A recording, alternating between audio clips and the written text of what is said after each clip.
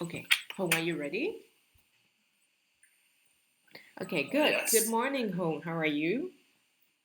Uh, it's actually afternoon here, but I am enjoying the day. And wish you a day. Wish you a really great day too, whether it is the morning or the afternoon. Yeah. I mean, it's just 1 hour difference, so good, great. Thank you. I'm good. All right. So, are you ready for the interview? Yeah. Yes. I think that whether ready or not, it will happen. So let's go keep going. Okay, that's good. Okay, so first of all, maybe can you tell me something really interesting about you that I have that is not on your application? Okay. So in I describe my hobbies as fairly intellectual. I read a lot, but I'm so sorry. Uh, I'm sorry. Could you give me a little bit time to calm down? Sure, of course, I'm of course. excited about this interview. Take your time. Don't worry. Okay. So in my free time, I read widely, but mostly on philosophy and social issue.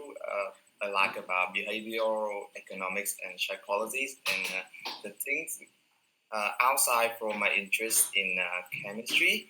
And I believe that as a scientist, I should know about humanity and literature, especially like philosophy too, because it increased increase my knowledge about about humans, which is the objective of my research that I direct to in the future.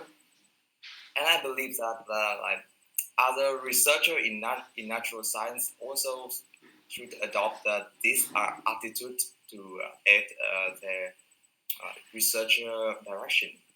All right, so you seem to be very interested in the liberal arts, basically, like philosophy, etc.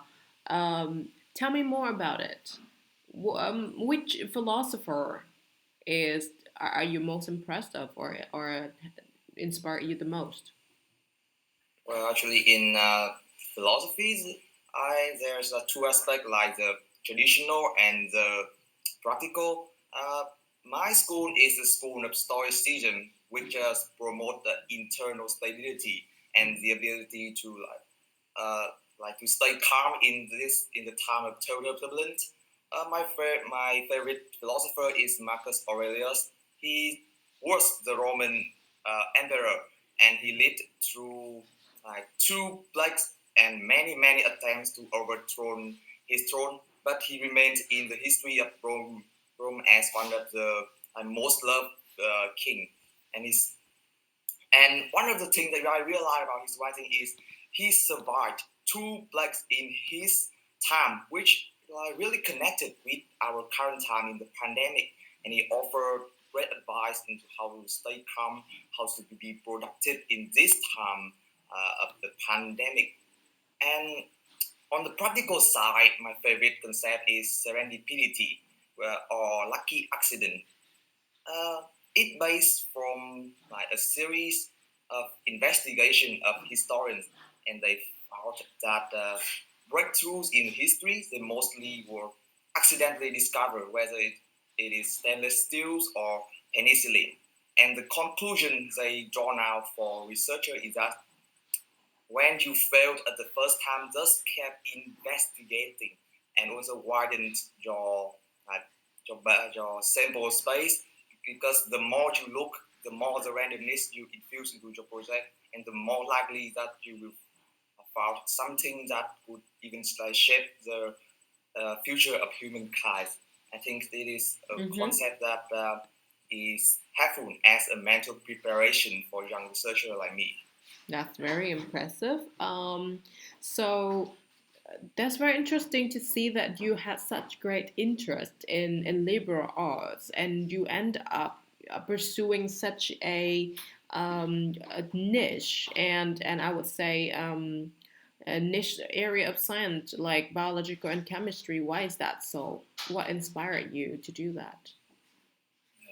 Actually, my interest lies in nanotechnology, which is the interface of chemistry, physics, mathematics, and sometimes even computer science. So it First, I am impressed by the wide range of application of this, and it's also related to some of my personal experience.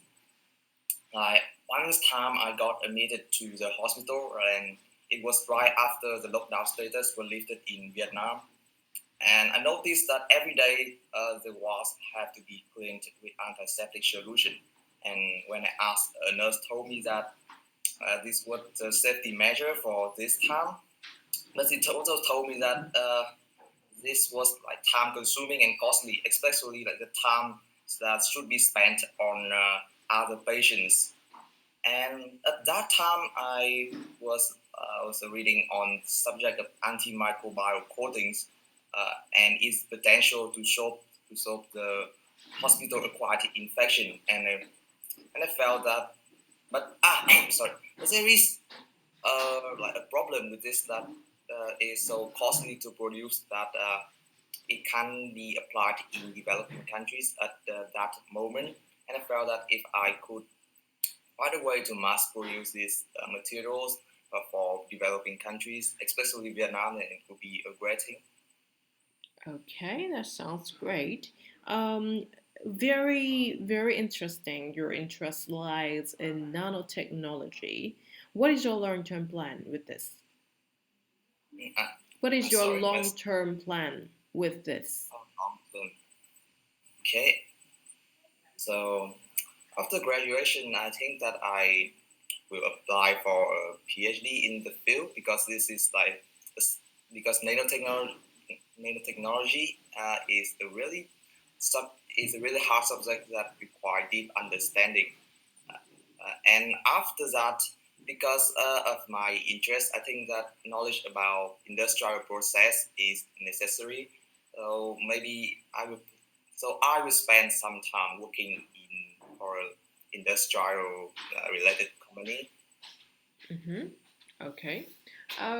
That's no good to know. And what about short-term plan? What would you, how would you plan to adapt to student life in NTU? Okay, short plan.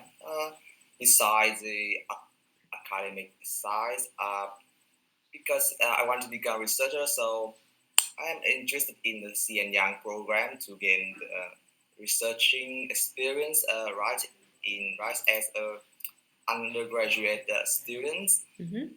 and I am also looking forward to the new curriculum that require interdisciplinary interaction between students. Uh, because of my interests, and Mm-hmm. I felt that I need to be taking advantage of this to gain experience in how to cooperate with people from different backgrounds in solving solving issues faced by people in their life. Mm-hmm. Okay, good.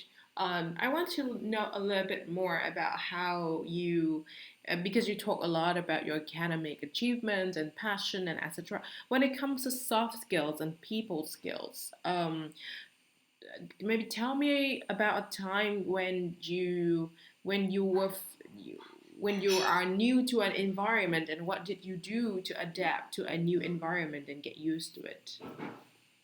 So recently, I was invited to Vietnam School of Science, and it was an event where researchers researchers came and gave lectures to students about like and have them answer the question whether they want to be a researcher in the future or not. I had to fly to a city at the other end of Vietnam and live in a motel for 5 days and take care and took care all of every aspect of my life, of the meals, the timetable, and anything besides completing my team project on fake news with team member. So it's about the.